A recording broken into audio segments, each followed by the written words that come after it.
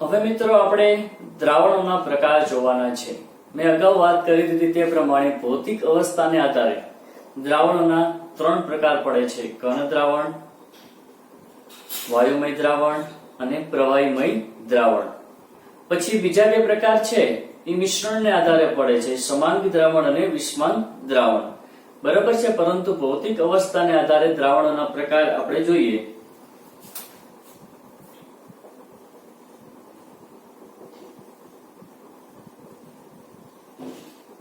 ભૌતિક અવસ્થાને આધારે દ્રાવણોના પ્રકાર।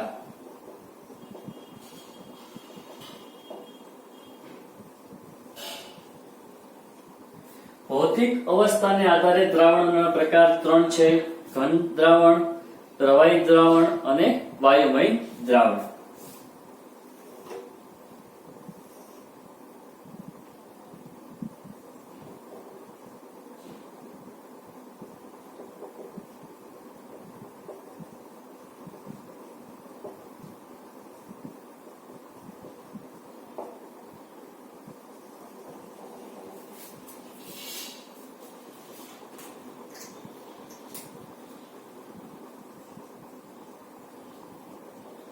સૌથી પહેલા લેવાનું છે ઘન દ્રાવણ। બરાબર મિત્રો, દ્રાવણ બનાવવા માટે બે પેરામીટરની જરૂર છે: એક છે દ્રાવ્ય અને બીજું છે દ્રાવક। તો આપણે લખી નાખીએ અહીંયા દ્રાવ્ય અને દ્રાવક। પછી આપણે એનું ઉદાહરણ જોવાનું છે। હંમેશા યાદ રાખવું કે જ્યારે કોઈ પણ દ્રાવણ બને છે ત્યારે આ દ્રાવણની અંદર દ્રાવક પદાર્થ જે છે એનું પ્રમાણ હંમેશા વધારે લેવામાં આવે છે અને દ્રાવ્યનું પ્રમાણ હંમેશા ઓછું લેવામાં આવે છે, તો જ દ્રાવક પદાર્થમાં દ્રાવ્ય થશે। પરંતુ અમુક પરિસ્થિતિમાં આપણે દ્રાવણ જે છે એ સાંદ્ર બનાવવું હોય ત્યારે શું થશે કે મિનિમમ દ્રાવક પદાર્થની અંદર મેક્સિમમ દ્રાવ્ય પદાર્થ બનાવીને જે દ્રાવણ બનાવવામાં આવે છે તે દ્રાવણ છે સંતૃપ્ત દ્રાવણ। બરાબર છે। આ સંતૃપ્ત દ્રાવણની વ્યાખ્યા એવી થઈ શકે કે જે દ્રાવ્ય પદાર્થ દ્રાવક પદાર્થમાં ઓગાળવાનું બંધ કરે તે પરિસ્થિતિએ જે દ્રાવણ તૈયાર થાય છે તે દ્રાવણને આપણે સંતૃપ્ત દ્રાવણ, જે સેચ્યુરેટેડ સોલ્યુશન તરીકે ઓળખીએ છીએ। કાર્બનિક અકાર્બનિક ગુણાત્મક પૃથ્થકરણમાં આપણે સંતૃપ્ત NaHCO3 સોડિયમ બાયકાર્બોનેટનું દ્રાવણ આપણે તૈયાર કરીને આપણે પરીક્ષણમાં ઉપયોગ કરીએ છીએ। તો આ પ્રકારનું દ્રાવણ જે છે સંતૃપ્ત દ્રાવણ છે। પરંતુ ટેક્સ્ટ બુકમાં જે NCERT માં આપેલું છે એના ઉદાહરણમાં આપણે જોવા જઈએ ને તો બે પ્રકારના છે: દ્રાવ્ય પ્લસ દ્રાવક। પર ઉદાહરણમાં હંમેશા યાદ રાખવાનું છે કે દ્રાવક પદાર્થ છે એ વધુ છે, દ્રાવ્ય પદાર્થ છે એ ઓછું છે। એટલે આપણે અહીંયા લખી નાખીએ કે દ્રાવક પદાર્થ કેવું છે? વધુ છે, અને દ્રાવ્ય પદાર્થ કેવું છે? ઓછું છે। બરાબર। એટલે ઘન દ્રાવણની અંદર જો વાત કરવામાં આવે તો સૌથી પહેલા આપણે દ્રાવ્ય પદાર્થ છે ઘન, પ્રવાહી, વાયુ હોય, પછી આપણે તેમાંથી શું લેવાનું છે? દ્રાવક પદાર્થ પણ લેવાનો છે। તો અહીંયા આપણે લખી નાખીએ ઘન, પ્રવાહી અને વાયુ। પરંતુ દ્રાવક પદાર્થ કેવો લેવાનો છે? ઘન। એટલે કે ઘન પદાર્થની અંદર દ્રાવ્ય પદાર્થ જુદી જુદી ભૌતિક અવસ્થાને આધારે ઓગાળીને અલગ અલગ દ્રાવણ તૈયાર કરવાનું છે। તેના ઉદાહરણ આપણે જોવાના છે। તો ત્રણ દ્રાવણ હશે: ઘન, ઘન અને ઘન। તેના ઉદાહરણ હવે જોઈએ। જો દ્રાવક પદાર્થ ઘન સ્થિતિમાં હોય અને દ્રાવ્ય પદાર્થ પણ ઘન સ્થિતિમાં હોય તો તેનું ઉદાહરણ આપણે પહેલા જોઈ લીધું: બ્રાન્સ, પિત્તળ, કાંસુ। બરાબર છે। તેની અંદર બે પ્રકારના ધાતુ તત્વો હતા: ઝીંક અને કોપર। જો ઝીંક ધાતુનું પ્રમાણ ઓછું હોય તો દ્રાવ્ય હોય, કોપરનું પ્રમાણ વધારે હોય તો દ્રાવક હોય, અને જે મિશ્રણ બને છે એ મિશ્રણને આપણે પિત્તળ તરીકે ઓળખીએ છીએ। અહીંયા ઉદાહરણ છે તાંબુ અને જસતમાંથી બનેલી મિશ્ર ધાતુ। તાંબુ અને જસત, જસત એટલે આપણે ઝીંક લખીએ, માંથી બનાવેલી મિશ્ર ધાતુ।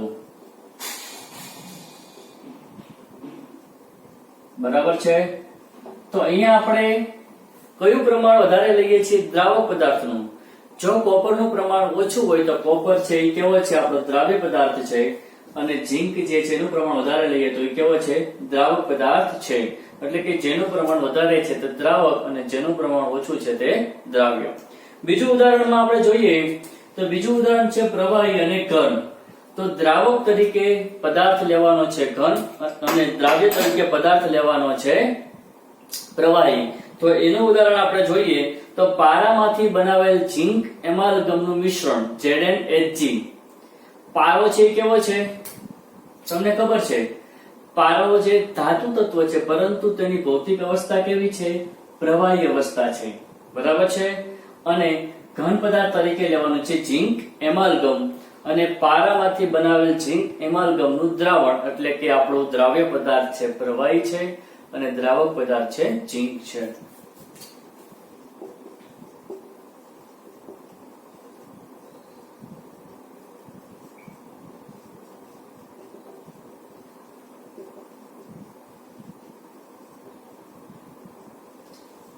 ચાલો, પારામાંથી બનાવેલ ઝીંક એમાલ્ગમનું દ્રાવણ. હવે ત્રીજો પ્રકારમાં આપણે દ્રાવ્ય પદાર્થ લેવાનો છે વાયુ અને દ્રાવક પદાર્થ લેવાનો છે ઘન. તો તેની વાત કરશું તો જે પ્રમાણ ઓછું છે તે દ્રાવ્ય છે. તેનું ઉદાહરણ છે આપણે H2 વાયુનું પેરિડિયમ ધાતુમાં અધિશોષણ. H2 વાયુનું પેરિડિયમ ધાતુમાં અધિશોષણ એટલે H2 વાયુ છે કેવો છે, દ્રાવ્ય પદાર્થ છે, બરાબર. અને ઘન પદાર્થ છે શું છે, પેરિડિયમ ધાતુ, બરાબર છે. નું શું કરવાનું છે, અધિશોષણની ક્રિયા કરવાની છે. અધિશોષણની ક્રિયા કરશું એટલે કે પેરિડિયમ ધાતુ જે છે એ ધાતુની અંદર H2 વાયુ જે છે દ્રાવ્ય પદાર્થ છે સમાયેલો હોય અને જે આપણને દ્રાવણ મળે છે પેરિડિયમ ધાતુનું H2 વાયુનું અધિશોષણનું ઉદાહરણ છે પ્રવાહી વાયુ અને દ્રાવક ઘન પદાર્થ. હવે મિત્રો આપણે બીજો દ્રાવણનો પ્રકાર છે પ્રવાહી દ્રાવણ. પ્રવાહી દ્રાવણ માટે પણ આપણે એ જ પ્રકારે લેવાનું છે પરંતુ દ્રાવક છે પ્રવાહી છે અને અલગ અલગ ભૌતિક અવસ્થાને આધારે તેના ઉદાહરણ જોવાના છે.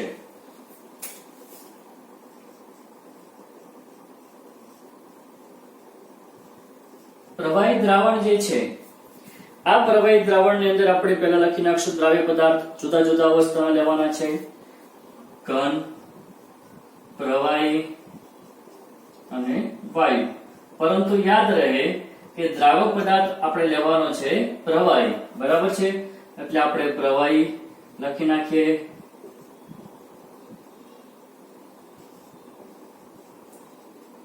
ચાલો, હવે ઉદાહરણ આપણે જોઈએ કે મારી પાસે દ્રાવ્ય પદાર્થ ઘન છે, પ્રવાહી પદાર્થ દ્રાવક છે અને બનતું દ્રાવણ મારે બને છે પ્રવાહી. તો એના માટે ઉદાહરણ શું લઈ શકીએ કે કોઈ પણ મીઠાનું દ્રાવણ અથવા તો ખાંડનું દ્રાવણ. તો મીઠાના દ્રાવણમાં શું કરીએ છીએ કે આપણે 1 લીટર પાણી લઈએ છીએ, તેની અંદર થોડા પ્રમાણમાં મીઠું ઉમેરી દઈએ છીએ, સતત હલાવીએ છીએ અને જે દ્રાવણ તૈયાર થાય છે તે ખાંડનું દ્રાવણ થાય છે. પરંતુ એવું નથી કે 1 લીટર પાણીમાં 1 કિલો મીઠું કે 1 લીટર પાણીમાં 1 કિલો ખાંડ ઓગાળી દઈએ છીએ, એવું થતું નથી. એટલે કે પ્રવાહી પદાર્થ દ્રાવકનું પ્રમાણ વધારે રાખવાનું છે અને દ્રાવ્ય પદાર્થનું પ્રમાણ ઓછું રાખીએ છીએ. આપણે શરબત બનાવીએ ખાંડનું ત્યારે આપણે 1 કિલો ખાંડ નાખી દેતા નથી, કારણ કે ખાંડ ઓગાળવી મુશ્કેલ પડે છે અથવા તો ગળ્યું પાણી આપણે એટલું બધું માફક હોતું નથી. તો અહીંયા ઘન પદાર્થ દ્રાવ્ય લેવાનું છે અને પ્રવાહી પદાર્થ તરીકે પાણી છે એટલે શું કહેવાય, ખાંડ અને પાણીનું મિશ્રણ. આ પદાર્થ નું ઉદાહરણ આપણને મળી ગયું કે દ્રાવ્ય પદાર્થ તરીકે ઘન અને પ્રવાહી પદાર્થ છે શું છે, આપણું દ્રાવક છે. હવે લેવાનું છે બંને પ્રવાહી પ્રવાહી. બંને પ્રવાહી પ્રવાહી હોય છે ત્યારે તેનું ઉદાહરણ તમને ખબર હોય કે આપણે પાણીમાં ઇથેનોલ બનાવવો હોય, બરોબર છે. તો ઇથેનોલ નું 5 ml ઇથેનોલ લેવાનું છે અને 95 ml પાણી લઈએ તો 100% થાય. તો આ દ્રાવણ છે કેવું થશે આપણું 5% ઇથેનોલનું દ્રાવણ થશે. તો પાણીમાં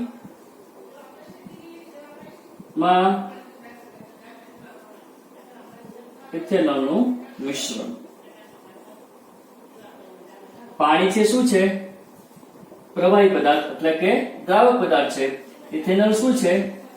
પ્રવાહી છે પરંતુ દ્રાવ્ય પદાર્થ છે. બરાબર, આ ઉદાહરણ આપણને ખબર પડી જાય. હવે છે વાયુ અને પ્રવાહી. વાયુ અને પ્રવાહી માટે શું કરવાનું છે? દ્રાવ્ય પદાર્થ લેવાનો છે વાયુ અને પ્રવાહી પદાર્થ લેવાનો છે દ્રાવક. તો એનું આપણે ઉદાહરણ લઈએ તો જ્યારે આપણે એકદમ સાદી સોડા પીએ છીએ, ગેસ વાળી સોડા, તો તેની અંદર શું હોય છે? પાણીની અંદર કાર્બન ડાયોક્સાઇડ નામનો એક વાયુ રહેલો હોય છે અને જે પાણી આપણે સાદી સોડા આપે છે એ સાદી સોડાને આપણે પ્રવાહી તરીકે જ ઓળખીએ છીએ ને. તો તેમાં પાણીનું પ્રમાણ વધારે હોય છે, કાર્બન ડાયોક્સાઇડનું પ્રમાણ કેવું હોય છે? ખૂબ ઓછું હોય છે. તો આવા ઉદાહરણમાં આપણે દ્રાવ્ય પદાર્થ તરીકે CO2 વાયુ અને પ્રવાહી પદાર્થ તરીકે પાણી, CO2 નું પાણીમાં મિશ્રણ. બરાબર છે. આ ઉદાહરણમાં CO2 વાયુ છે શું છે? વાયુ પદાર્થ છે એટલે કે દ્રાવ્ય પદાર્થ છે. પાણી છે એ પ્રવાહી પદાર્થ એટલે કે દ્રાવક પદાર્થ છે. તો આ રીતે પ્રવાહી દ્રાવણના મિશ્રણમાં ઘન, પ્રવાહી અને વાયુ, પ્રવાહી અને પ્રવાહી રીતે આપણે સમજી શકીએ છીએ. હવે ત્રીજો પ્રકાર છે વાયુમય દ્રાવણ. વાયુમય દ્રાવણ માટે પણ આપણે 3 ભૌતિક અવસ્થા દ્રાવ્ય પદાર્થ માટે લેવાની છે: ઘન પદાર્થ, પ્રવાહી પદાર્થ અને વાયુ પદાર્થ. પરંતુ યાદ રહે, દ્રાવક પદાર્થ છે માત્ર એક જ અવસ્થા હશે, જે છે વાયુમય.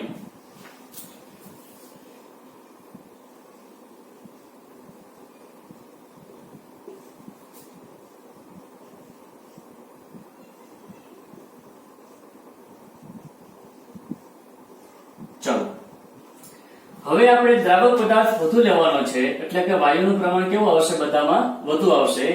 અને પહેલી ચીજ છે એ ઘન પદાર્થ છે. આ ઘન પદાર્થ જે છે તેનું પ્રમાણ ઓછું લેવામાં આવે છે. તો ઘન પદાર્થ સાથે વાયુમય મિશ્રણ કયું હોઈ શકે? આપણને ખબર છે, આપણે દીવા ધૂપ માટે કપૂરની ગોળી જે વાપરીએ છીએ, એ કપૂરની ગોળી જે છે એ ઘનમાંથી સીધું જ વાયુમાં રૂપાંતર થાય છે. એટલે આપણે એને સબ્લિમેશન, ઉધ્વપાતન તરીકે ઓળખીએ છીએ. આ ઉધ્વપાતન માટે બેસ્ટ ઉદાહરણ ઘન પદાર્થનું વાયુમય પદાર્થ સાથેનું મિશ્રણ એટલે કે કપૂરનું N2 વાયુ સાથે સમાંગ મિશ્રણ છે. અહીંયા વાયુ તરીકે શું આવે છે? N2 વાયુ. અને આ N2 વાયુ છે એનું પ્રમાણ ખૂબ વાતાવરણમાં વધારે હોય છે, એટલે જ આપણું વાતાવરણ સુગંધીમય બની જાય છે. એટલે ઘન પદાર્થ તરીકે કપૂર અને વાયુમય પદાર્થ તરીકે N2 વાયુનું સમાન મિશ્રણ.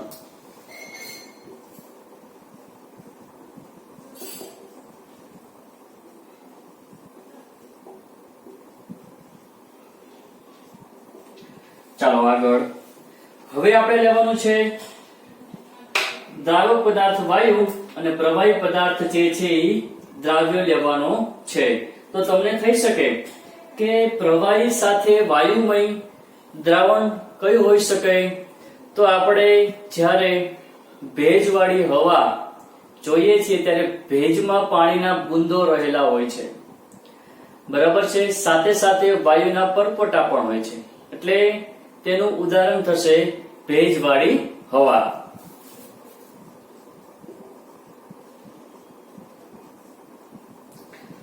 આ ભેજવાળી હવામાં આપણે બેસ્ટ એક્ઝામ્પલ ખબર છે કે ભેજવાળી હવામાં પ્રવાહી પ્રમાણ ઓછું હોય છે, વાયુમય પ્રમાણ ખૂબ વધારે હોય છે. સૂર્યના કિરણો તેના પર પડે છે એટલે પાછા સુકાઈ જાય છે. ત્રીજો પ્રકાર છે વાયુમય દ્રાવ્ય. વાયુમય દ્રાવક સાથેનું વાયુમય દ્રાવણનું ઉદાહરણ જોવા જઈએ તો આપણને એક આઈડિયા ખબર છે.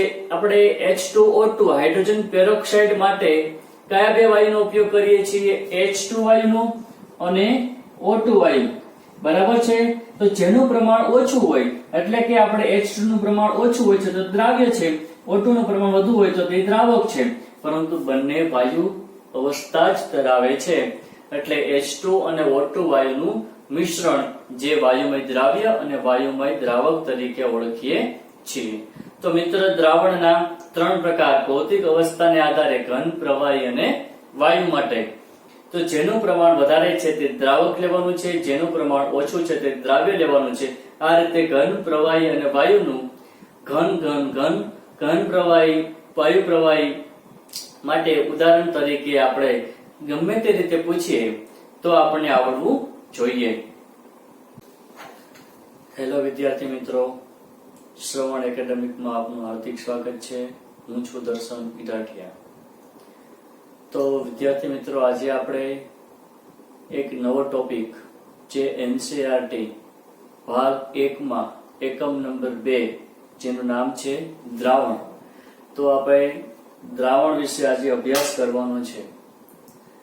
તો પ્રશ્ન થાય કે દ્રાવણ કઈ સ્થિતિમાં જોવા મળે છે, દ્રાવણ એટલે શું, દ્રાવણમાં કયા ઘટકો રહેલા છે અને દ્રાવણ કેવી રીતે બનાવી શકાય છે. તો આપણને સૌથી પહેલા ખબર છે કે દ્રાવણની ભૌતિક સ્થિતિ 3 પ્રકારે છે: ઘન, પ્રવાહી અને વાયુ. દ્રાવણમાં મુખ્યત્વે 2 ઘટકો રહેલા હોય છે. જે આપણે કોઈ પણ દ્રાવણ જે છે, સમજી લો ખાંડનું દ્રાવણ, તો આ ખાંડના દ્રાવણમાં આપણે શું કરીએ છીએ, સૌથી પહેલા રિક્વાયરમેન્ટ પ્રમાણે પાણી લઈએ છીએ, તેની અંદર ખાંડને ઓગાળીએ છીએ અને ખાંડ સંપૂર્ણપણે ઓગળી જાય તો તેવા પ્રકારના દ્રાવણને આપણે સમાંગી દ્રાવણ તરીકે ઓળખીએ છીએ. તો આ દ્રાવણ બનાવવા માટે 2 વસ્તુની જરૂર પડી છે, જેને આપણે રસાયણ વિજ્ઞાનમાં એક શબ્દ છે દ્રાવ્ય અને બીજો શબ્દ છે દ્રાવક. તો દ્રાવણ માટે 2 શબ્દ આવે છે, દ્રાવ્ય પ્લસ દ્રાવક.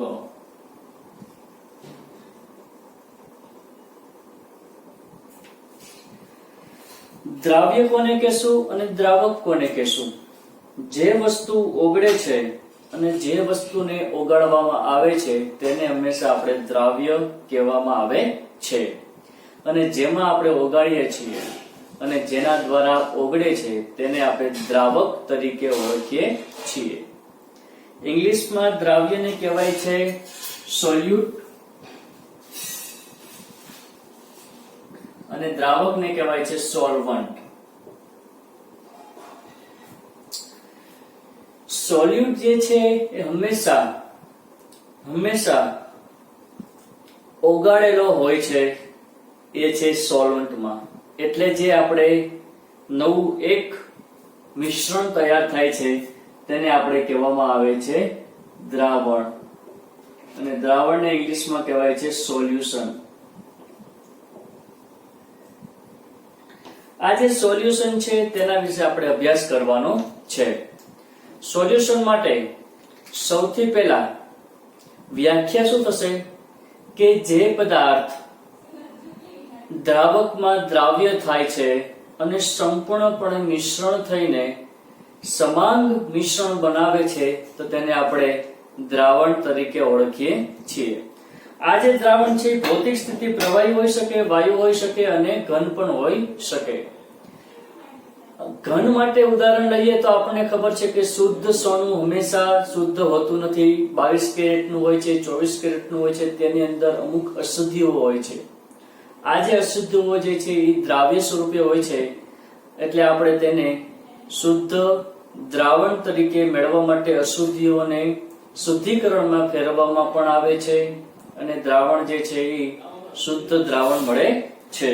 બીજું ઉદાહરણ છે આપણી પાસે બ્રાસ, જે પિત્તળ તરીકે ઓળખાય છે. આ પિત્તળની અંદર કોપર અને ઝીંકનું મિશ્રણ રહેલું છે. જેમ કે આપણે એક દ્રાવણ લેવું છે બ્રાસ, જેને ગુજરાતીમાં કહેવાય પિત્તળ. આ જે પિત્તળ જે છે તેમાં કોપર અને ઝીંકની અશુદ્ધિ અથવા તો કોપર અને ઝીંકનું મિશ્રણ હોય છે.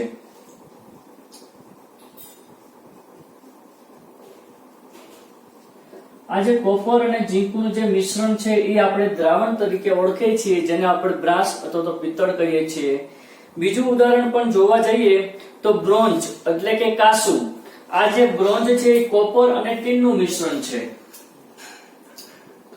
કાંસુ. કાંસાની અંદર શું છે? કોપર અને ઝીંકનું મિશ્રણ જોવા મળે છે. આવા પ્રકાર જે છે એ તમને ઘન દ્રાવણના પ્રકાર જોવા મળે છે. ઘન દ્રાવણના પ્રકાર છે. બરાબર. પછી આપણે પ્રવાહી દ્રાવણ જોવું હોય તો પ્રવાહી દ્રાવણ માટે બે પ્રકાર છે, જલીય દ્રાવણ અને બિનજલીય દ્રાવણ.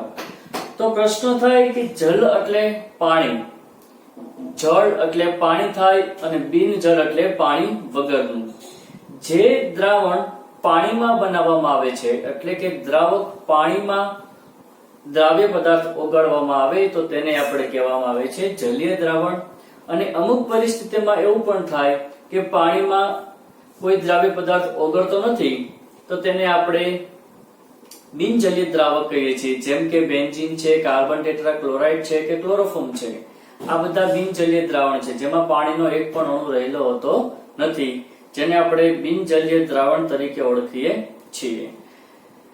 ઇથેનોલનું પાણીમાં મિશ્રણ એટલે કે ઇથેનોલ દ્રાવ્ય પદાર્થ છે, પાણી જે છે એ દ્રાવક પદાર્થ છે અને જે દ્રાવણ તૈયાર થાય છે તે આપણને કેવું મળે છે? જલીય દ્રાવણ બને છે. પછી બેન્ઝીનમાં બનાવેલું દ્રાવણ હોય તે આપણે બિનજલીય દ્રાવક તરીકે ઓળખીએ